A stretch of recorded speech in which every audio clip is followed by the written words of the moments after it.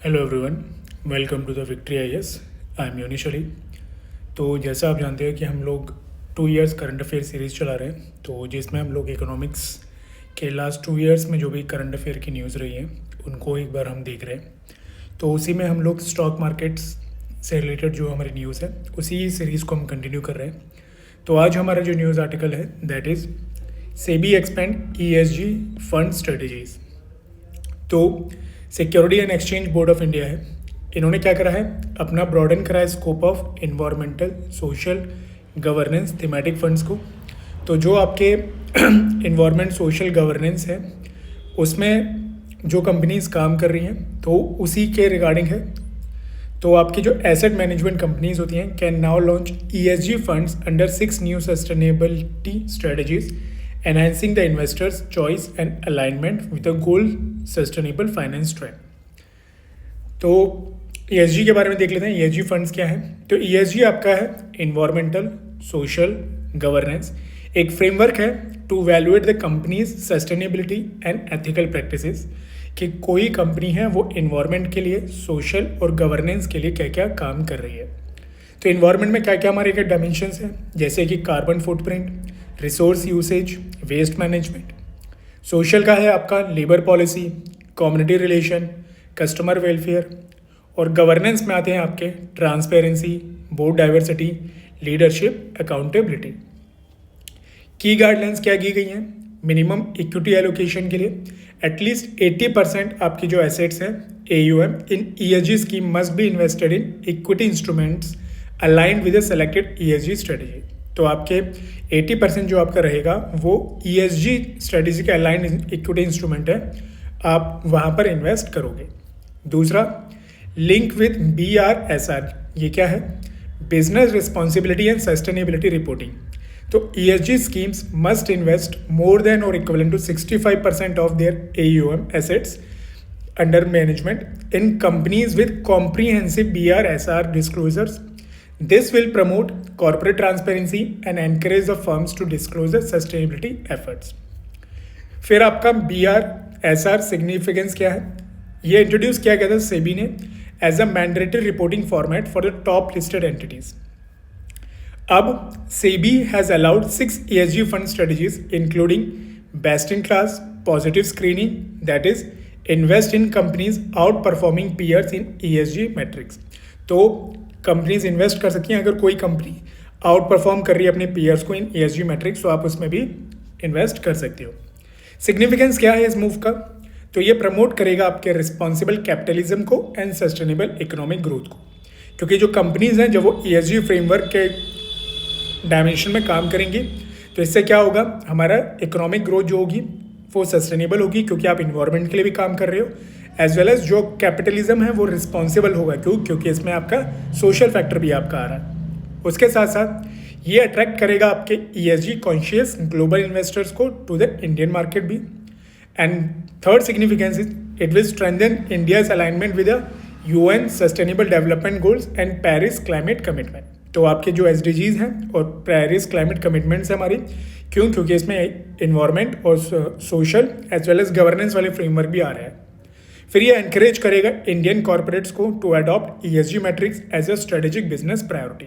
तो आपके Indian corporates भी एनकरेज होंगे।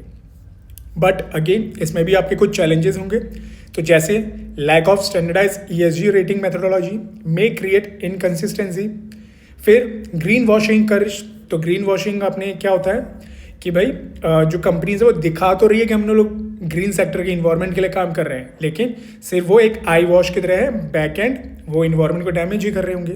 तो वो एक रिस्क हो जाता है कि कंपनीज क्या करें, एग्जैगरेट करें अपनी सस्टेनेबिलिटी क्लेम्स को कि देखो हमने ये कर दिया वो कर दिया, बट इन रियलिटी ऐसा ना हो। फिर आपका क्या है, limited investor awareness and high compliance cost for the smaller firms. तो जो इन्वेस्टर्स हैं उनके वैसे ही इतनी अवेयरनेस नहीं है ESG नॉर्म्स के बारे में। दूसरा, जो आपके स्मॉलर फर्म्स हैं उस पर क्या हो जाएगा, कंप्लायंस कॉस्ट काफ़ी हाई हो जाएंगे। फिर there is a need for the robust ESG data verification framework, इसकी भी हमें रिक्वायरमेंट है। तो वे अहेड क्या हो सकता है हमारा, सबसे पहले हम लोग डेवलप करें एक uniform ESG disclosure framework which will align with the global standard, जैसे कि आपके ISSB, GRI। फिर हम स्ट्रेंथन करें थर्ड पार्टी ESG ऑडिट्स को टू इंश्योर क्रेडिबिलिटी। प्रमोट करें हम लोग इन्वेस्टर एजुकेशन कैंपेन्स को on sustainable investment and encourage करें ESG इंटीग्रेशन को in public sector enterprise and mutual funds में भी। यूपीएससी रिलेवेंस की अगर हम बात करें इस कॉन्सेप्ट की तो आपका आता है ESG इन्वेस्टिंग, BRSR जो business responsibility and sustainability reporting है, impact investing, SEBI regulatory rules, SDGs। तो ये कॉन्सेप्ट्स हैं, इस पे क्वेश्चन पूछा है, बनाया जा सकता है। स्कीम्स और गाइडलाइंस जैसे सेबीज की ESG फ्रेमवर्क है, AUO नॉर्म्स हैं, आपके डिस्क्लोजर मैंडेट्स हैं, तो इस पर भी प्रीलिम्स में क्वेश्चन बनाया जा सकता है। मेंस में किस टाइप के क्वेश्चंस बनाए जा सकते हैं इकोनॉमिक्स और एनवायरनमेंट पॉइंट ऑफ व्यू से, जैसे कि discuss the role of SEBI in promoting sustainable finance through ESG funds in India, या फिर how can ESG based investing contribute to the India's transition to the green economy. Let's move to our next news article, that is RBI's SOP standard operating procedure to the banks for the rupee trade। तो Reserve Bank of India plan कर रहा है to issue a standard operating procedure to the banks to expedite the issuance of the proofs of inward remittances for the exporters. तो देखो basic concept क्या है, let's assume ये हमारी India है और ये एक आपका लेट से ट्रेडर है। अब इसने अपना प्रोडक्ट लेट से बाहर अपना सेल आउट करने के लिए भेजा। अब वहाँ से जो इसको पैसा मिलेगा, रेमिटेंस मिलेगा, वो ऑब्वियसली फॉरेन करेंसी में होगा, उसको हमें क्या करना होगा, कन्वर्ट करना होगा रुपीज़ में। तो ये उसी के बारे में कह रहा है कि जो एक स्टैंडर्ड ऑपरेटिंग प्रोसीजर बनाएंगे बैंक्स को, ताकि जो आपके issuance of proof of inward remittances है फॉर एक्सपोर्टर्स, उसको हम लोग क्या करें, एक्सपीडिएट कर सकें। तो ऑब्जेक्टिव क्या है, to resolve the issue faced by the exporters in rupee based trading mechanism and ensure timely generation of foreign inward remittance certificates and electronics bank realization certificates। तो जो आपके एक्सपोर्टर्स थे, तो जब वो रुपी बेस्ड ट्रेडिंग मैकेनिज्म करते थे तो उसमें कुछ जो इनको इश्यूज आते जैसे टाइमली जनरेशन ना होना फॉरेन इनवर्ड रेमिटेंस सर्टिफिकेट्स का या फिर इलेक्ट्रॉनिक बैंक रियलाइजेशन सर्टिफिकेट्स का, तो ये उसको रिजॉल्व करने के लिए SOPs RBI ने रिलीज करी है। इसका सिग्निफिकेंस क्या होगा, ये एंश्योर करेगा आपके smoother processing of export payment, promote करेगा ये आपकी efficiency in rupee trade mechanism और स्ट्रेंथन करेगा ये आपकी credibility of Indian exporters in international trade और फैसिलिटेट करेगा ये easier access to the FTP link incentives को। बट इसमें भी आपके कुछ चैलेंजेस रहेंगे, जैसे कि coordination gaps between banks in sharing FIRC data. तो आपके जो बैंक्स हैं उनके बीच में कोऑर्डिनेशन गैप्स हो सकते हैं। दूसरा, need for the stronger digital infrastructure and real time integration. तो हमें डिजिटल इंफ्रास्ट्रक्चर को डेवलप करना पड़ेगा, स्ट्रॉन्गर बनाना पड़ेगा। और अगला हमारा लिमिटेशन है, that is limited awareness among small exporters about the new rupee trade process. तो जो आपके स्मॉल एक्सपोर्टर्स हैं उनमें जो आपका न्यू रुपी ट्रेड प्रोसेस है उसकी अवेयरनेस इतनी नहीं है। वे अहेड क्या हम लोग रख सकते हैं, तो सबसे पहले हमें स्टैंडर्डाइज करना चाहिए डिजिटल FIRC एक्सचेंज मैकेनिज्म को अमॉन्ग द बैंक्स, ताकि वो बैंक्स में ये सब मैकेनिज्म हम स्टैंडर्डाइज हो सके। फिर हमें इंटीग्रेशन करना है with DGFT and RBI's platform for the seamless BRC generation. And next, the capacity building initiatives for the exporters and the bank officials.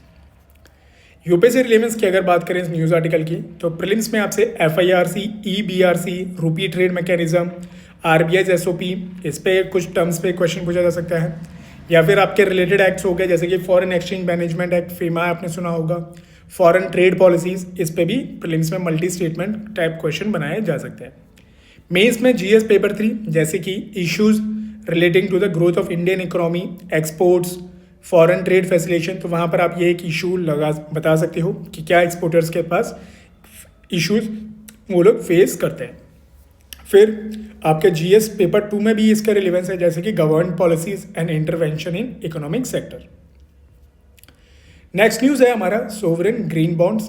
तो पेंशन जो आप fund regulatory and development authority है PFRDA, इन्होंने allow करा है pension funds को to invest in sovereign green bonds that the government of India plans to issues in the second half of the financial year of 2025। तो सबसे पहले देख लेते हैं हमारे green bonds, sovereign green bonds क्या होती हैं। तो देखिए बेसिकली कॉन्सेप्ट ये है कि लेट्स से अगर कोई एक आदमी है ए, लेट्स से ये कोई कंपनी है, इनको कोई प्रोजेक्ट शुरू करना है, तो उसके लिए इनको क्या चाहिए, कुछ पैसे चाहिए। तो ये क्या करेंगे, एक डेब्ट इंस्ट्रूमेंट बॉन्ड इशू करेंगे। लेट्स से ये बी है पर्सन, इन्होंने इनको 100 रुपये दिए, ठीक है, यही बॉन्ड है, ये बॉन्ड इशू कर देंगे इनको कि भाई आपने मुझे 100 रुपये दिए हैं, आफ्टर फ्यू ईयर्स मैच्योरिटी के बाद मैं आपको इतना पैसा लौटा दूंगा। अब ग्रीन बॉन्ड क्या कहता है कि आपने ये जो पैसा लिया या आपने बॉन्ड जो इशू करा, जिस प्रोजेक्ट के लिए किया, ये प्रोजेक्ट काम करना चाहिए इन्वायरमेंट के लिए, यानी कि ग्रीन प्रोजेक्ट्स के लिए, तो इस बॉन्ड को कहा जाएगा green bond. Sovereign green bond हो गए, ये जो इशूअर है ये अगर गवर्नमेंट हो जाए या गवर्नमेंट बैक्ड हो जाए, उसको सोवरेन ग्रीन बॉन्ड कहेंगे। तो अबाउट सोवरेन ग्रीन बॉन्ड देख लेते हैं। तो डेफिनेशन क्या है, government issued bonds use to finance a project with a positive environmental और क्लाइमेट इम्पैक्ट्स। तो यानी कि गवर्नमेंट इशू कर रही है वो बॉन्ड को ताकि वो अपने जो प्रोजेक्ट्स हैं जिसका पॉजिटिव एनवायरमेंटल क्लाइमेट इम्पैक्ट होने वाला है, उसके फाइनेंस के लिए इसको यूज़ किया जा रहा है। लॉन्च क्या है, announced in union budget 2022-23। Framework क्या था, issued by the ministry of finance. Objective क्या है इसका, to fund the India's low carbon transition and reduce the dependence on conventional financing for the green projects. अगर हम कुछ की डेटास देखें तो government has raised around 16,000 crore in financial year 2023 and 24 through sovereign gold bonds. But इसमें risk भी है, investor do not bear the projected related risk, repayment is sovereign backed. तो इसमें जो रिस्क होता है सोवरेन का वो कम होता है, क्यों, क्योंकि ये आपकी गवर्नमेंट बैक्ड होती है। सिग्निफिकेंस क्या है, ये जो मूव का जो PFRDA का आपने अलाउ करा है, तो ये मोबिलाइज करेगा funds for the renewable energy and clean transportation and afforestation project, क्योंकि ये सारे क्या हैं आपके इन्वायरमेंट सेक्टर के लिए काम कर रहे हैं।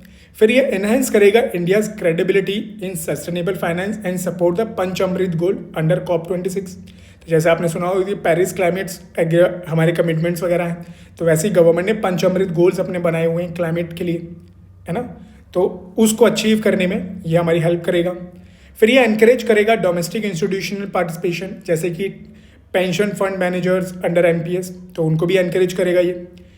उसके बाद हमारा नेक्स्ट सिग्निफिकेंस है that it will diversify the investor base and reduce the dependence on fossil fuel linked financing. तो इन्वेस्टर बेस भी हमारी डाइवर्सिफाई होंगी और हमारी जो फॉसिल बेस्ड फाइनेंसिंग है वो भी हमारी रिड्यूस हो जाएगी। बट इसके आपकी कुछ लिमिटेशंस भी हैं, जैसे कि limited awareness and liquidity in India's green bond market, तो अवेयरनेस थोड़ी सी कम है लोगों के बारे में। दूसरा हमारा लिमिटेशन है that is risk of green washing if the project selections and monitoring lack the transparency, तो ग्रीन वॉशिंग का एक इशू होता है। नेक्स्ट हमारे पास लिमिटेशन है that is of absence of unified taxonomy for defining the green projects. तो हमारे पास एक यूनिफाइड टैक्सोनॉमी नहीं है कि हम ग्रीन प्रोजेक्ट्स डिफाइन कैसे करेंगे, तो ये भी एक हमारे पास एक लिमिटेशन है। उसके साथ साथ potential crowding out of other social infrastructure investment, तो ये हो सकता है कि हमारा सारा पैसा जो जा रहा है वो ग्रीन प्रोजेक्ट्स में चला जाए और बाकी जो हमारे सोशल इंफ्रास्ट्रक्चर है वहाँ के लिए पैसा बचे ही ना।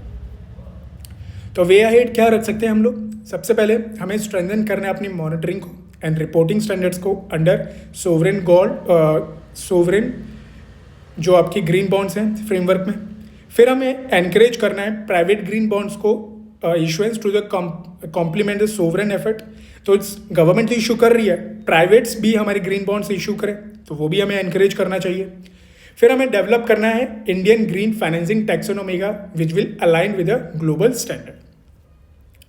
यूपीएससी रिलेवेंस की अगर हम बात करते हैं तो प्रीलिम्स में आपसे आ सकता है, कॉन्सेप्ट पूछ सकता है सोवरेन ग्रीन बॉन्ड का कि भाई सोवरेन ग्रीन बॉन्ड क्या होती है। फिर आपसे role of PFRDA and it jurisdiction under the ministry of finance. फिर कुछ डेटा जैसे 16,000 crore raised by the sovereign gold green bonds, तो इस पर भी आपका आ सकता है। मेंस में GS पेपर 3 में आ सकता है role of green finance in achieving sustainable development goals, उस पर क्वेश्चन बना सकता है मेंस का ये। Impact of green bonds on India's climate commitment and physical sustainability, तो वहाँ पर आप ये दिखा सकते हो। नेक्स्ट है हमारा सिक्योरिटीज अपीलेट ट्रिब्यूनल SAT। तो सिक्योरिटी अपीलेट ट्रिब्यूनल्स है, इसने अभी ओवरटर्न करा है SEBI's 5 crore fine on national stock exchange in the dark fibre case which investigated the potential violation of SEBI's regulation on fraudulent and unfair practices। तो आपके जो security appellate tribunals है ये बेसिकली क्या है, आपके जो सेबी होता है, सेबी के जो भी डायरेक्शंस होते हैं, जजमेंट्स होते हैं, उसकी अपील यहाँ पर की जाती है। तो अबाउट सेट है, जो ये आपकी स्टैट्यूटरी बॉडी है सबसे पहले, और इसको एस्टैब्लिश किया गया है section 15K of SEBI act 1992 में। जुरिडिक्शन क्या है, it hears appeal against the orders issued by the SEBI. तो सेबी के जितने भी ऑर्डर्स होते हैं उसकी अपील सुनती है ये। उसके साथ साथ insurance regulatory and development authority of India and pension fund regulatory and development authority of India, तो सेबी, IRDA और PFRDA की अपील्स आपकी सेट सुनती है। कंपोजिशन क्या होती है, एक आपका इसमें प्रिसाइडिंग ऑफिसर होता है और 2 मेंबर्स होते हैं। हेडक्वार्टर है इसका मुंबई। अगर हम डार्क फाइबर केस के बारे में देखें तो वो क्या था, तो जो आपके डार्क फाइबर होते क्या हैं, it refers to the unused fibre optics cables available for the lease और the sale to the private entities. तो जो आपकी फाइबर ऑप्टिक्स होती हैं जो अनयूज्ड रह गई हैं, वो क्या है, लीज के लिए, सेल के लिए, प्राइवेट एंटिटीज के लिए अवेलेबल है, उसको हम लोग डार्क फाइबर कहते हैं। यूज क्या है, ये इनेबल करता है faster and private data transmission for the telecom and trading network. But इसे इशू क्या आया है इसमें, तो सेबी ने पैनलाइज कर दिया, SEBI had penalise the NSE, national stock exchange, alleging unfair access to the certain brokers through the dark fibre connections and violating the fair trade norms. तो इस बेस पर सेबी ने NSE को पैनलाइज किया। सेट ने क्या कहा, they found the insufficient evidence of the fraudulent intent and overturn the SEBI 7 crore penalty. तो उसको ओवरटर्न कर दिया है सेट ने। सिग्निफिकेंस क्या है, it reinforce the judicial oversight over SEBI's regulatory power. तो यानी कि सेबी के ऊपर भी एक जुडिशियल ओवरसाइट है, सेबी के पास एब्सोल्यूट पावर्स नहीं है। फिर ये इंश्योर करता है accountability and due process in market regulation. तो ये अकाउंटेबिलिटी और ड्यू प्रोसेस फॉलो किया जा रहा है आपके मार्केट रेगुलेशन में, इसको भी ये इंश्योर करेगा। उसके साथ साथ it clarifies the technical and regulatory handling of the network infrastructure in exchange. तो जो आपके नेटवर्क इंफ्रास्ट्रक्चर है उसको, जो टेक्निकल और रेगुलेटरी हैंडलिंग है उसको भी ये क्लैरिफाई करता है। बट इश्यूज क्या है, जैसे कि repeated SAT reversal highlight the interpretational inconsistencies in SEBI's enforcement. तो अभी आपने देखा सेट काफ़ी क्या कर रहा है, आपके सेबीज के ऑर्डर्स को रिवर्स कर रहा है। तो ये दिखा रहा है कि आपके जो इंटरप्रिटेशन है उसमें इनकंसिस्टेंसी है।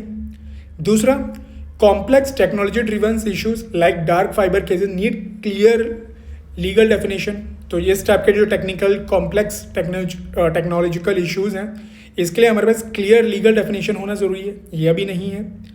उसके अलावा risk of perceived regulatory over reach undermining the market confidence. तो आपका एक रिस्क ऑफ एक परसीव्ड कि भाई रेगुलेटरी ओवर रीच हो रही है, इससे क्या होगा, आपका मार्केट कॉन्फिडेंस भी कम होगा।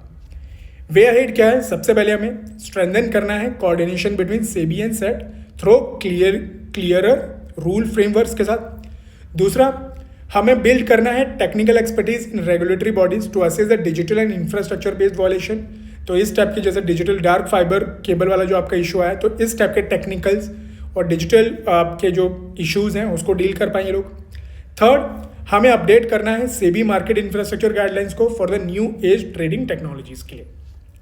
यूपीएससी रिलेवेंस की बात करें तो प्रीलिम्स में सेट की कंपोजिशन, मैंडेट क्या है, स्टैट्यूटरी बेसिस क्या है, उस पर क्वेश्चन आप बनाया जा सकता है। या फिर concept of dark fibre and it distinction from the lit fibre. Mains में जीएस पेपर 3 में जैसे कि role of regulatory institution in maintaining the market integrity, तो वहाँ पर आप बता सकते हो सेबी और सेट का रोल। फिर आप क्वेश्चन में पूछा जा सकते हैं जैसे balancing regulatory vigilance with investor confidence and market innovation. तो that's all from our side. तो हमारे जितने भी न्यूज़ आर्टिकल थे related to the insurance stock market, वो हमारे ओवर होते हैं। इसके अलावा कोई और भी न्यूज़ अगर हमारी आती है तो उसको हम लोग आगे कैरी फॉरवर्ड करेंगे। Thank you everyone.